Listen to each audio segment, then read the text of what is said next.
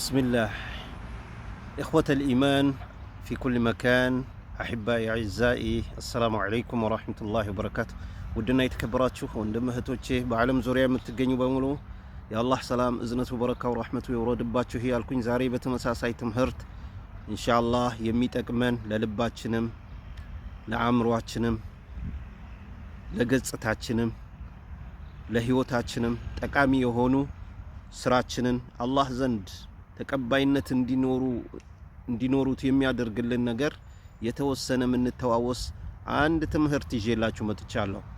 ኢንሻአላህ ይህን እኔንም ሆንኩ እናንተንም ሰምቶ ስራ ላይ ከሚያውሉ አላህ ያድርገን። ምንድነው ያ ካል እንግዲህ ዛሬ ወንድሞቼ ክፍል 29 ትምህርታችን ላይ በ28 ላይ የተለያየ ነገር ተማምረናል። ዛሬ 29ኛ ነው። እና ወንድሞቼ ዛሬ የምንማማረው ነገር ስለ ስራችንን አላህ ዘንድ ተቀባይነት እንዲኖራቸው የሚያደርጉ ነገራቶች ምን ምንድናቸው ካል شروط قبول العمل የሰው ልጅ ስራን አላህ እንዲቀበለው መስፈርት ማሟላት ያለበት ተቀባይነት እንዲኖረው መስፈርቶቹ ምንድናቸው ካል አንደኛው ኢማኑ ቢላህ በአንድ አላህ ልታምን ከዚያ በኋላ በአላህ ካመንክ በኋላ ወተውሂድህ በብቸኝነት እሱነት ተለማመን ብቸኛ ማድረግ አላህም ሚነሳ ሚሰጠኝ ሚገለኝ ሚያደርገው የፈጠረው የሚያደርገው ነገም ዛሬ ያኖረኝም ከየት እንደመጣው መጀመሪያ የፈጠረኝም መጨረሻዬንም ያሳምርልኝ ዛሬ የምኖር የሚያሳምርልኝ ለወደፊቱ ህይወት የሚያሳምርልኝ ከቀብር በኋላ ሚቀሰቅሰኝ ሚገለኝ ከተነሳው በኋላ ደግሞ ሚጠይቀኝ ሁሉን አድራጊ ፈጣሪ አላህ Subhanahu Wa Ta'ala ብለን ያንን አመንቱ ቢላህ በአንድ አላህ ልናምን አላህ አንድም ሁለትም ሶስትም አራትም አይደለም አላህ ፈጣሪ አንድ ብቻ ነው የሚለውን ልባችን ውስጥ ልናምን በምላሳችን ልንመሰክር አንድ ሁለተኛው ደግሞ ይህም ደግሞ ተውሂድ አብረን ማያያዝ አለብን። ተውሂድ ማለት ብቸኛ ማድረግ ነው። ያለ መነጥ ካመነ በኋላ እሱም በብቸኝነት ማምለካችን ይሄ ሁለቱ እንደ አንድ ነው የሚቆጠረው። ሌላው ኢንሻአላህ ወንድሞቼ ሁለተኛው የሚሆነው ምንድነው? ኢኽላስ ነው። ስራችንን ልናጠራ ከሱ ውጭ የሚጠቅመን የሚጎዳን የለንም እያል የሆነ ደግሞ በውስጡ ሌላ ነገር የምናካትት ከሆነ ስራችን ይጠፋብናል። ሁለተኛው ኢኽላስ ሊኖረው ይገባል። የጸዳ ስራ ነው ለአላህ ማቅረብ ያለብን።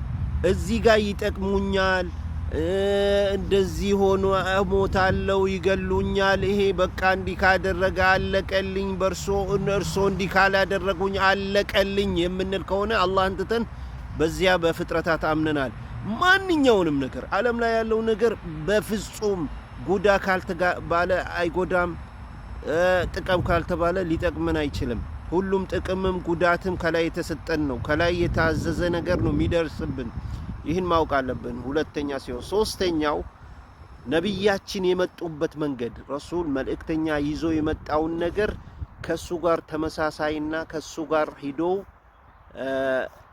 የሚቀበል አንድ ላይ የሚጣመር መሆን አለበት። ያ የምንሰራው ስራ የሳቸው መንገድ በሳቸው መንገድ እሳቸው ያመጡልንን የነብያችን አላህ ያዘዘን ነብዩ ያዘዙንን ሰለላሁ ዐለይሂ ወሰለም ከዚያ ጋር ሄዶ የሚስተካከል መሆን አለበት። ያ ካልሆነ ሌላ ነገር ፈጠራ የተፈጥሮ የሚሰራ ከሆነ ስራችን ይበላሻል። ምንድናቸው? አንደኛ ኢማኑ ቢላህ ወተውሂድህ ነው። ሁለተኛው ኢኽላስ ነው። ሶስተኛው ምንድነው? ሊማ ጃአ ቢሂ الموافقة لما جاء به رسول الله صلى الله عليه وسلم ነብዩ የመጡበትን መንገድ ሂዶ ከዚያ ጋር የሚገጣጠም መሆን አለበት። አህበተ الخير والإيمان ውድ የተከበራችሁ ወንድሞቼ ይህን የተውሂድ ነገር ይህን የውስጣችንን ማሳመር ነገር መጨረሻችንን አላህ ያሳምርልናል።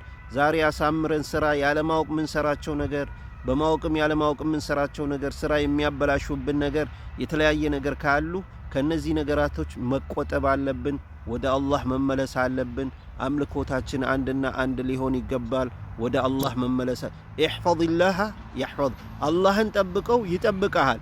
احفظ الله تجده أمامك الله كتبكو فيت لفيته تاقنيوالة إذا سألت ستأيك فاسأل الله انتيكو وإذا استعنت ارداتا ستفلق فاستعين بالله كفتارك أملاكه بجا واعلم لو اجتمعت الإنس والجن على أن ينفعوك سووش وينم تأدال العالم لا يالا سو تسباسبو ليتقموه بيفلقو ليتقموه هايتشلو مسو ياسالف ليتقموت يالو عند سو ياتشي نگر انجي ميقتمو نگر يلم يليلا هولو عند ጊዜ መጥቶ ሊጠቅምህ አይችልም እሱ ጥቅም ይሄ ይደርሰሃል ይሄ ነው የተወሰነልህ የተባለ ነገር እንጂ ሊጎዱህ ቢፈልጉም እንደዛ ነው አለ ግን ተጽፈው የተጻፈበት ደርቋልና ቀለሟም ተነስታለች ይላል አላህ Subhanahu ነብያችን ሰለላሁ ዐለይሂ ወሰለም እንደዛ ብለው ይመክሩናል ስለዚህ ወንድሞቼ ወደ አላህ ሚጠቅመንም ሚጎዳንም ሚነሳንም ሁሉን አድራጊ አላህና አላህ ብቻ ነው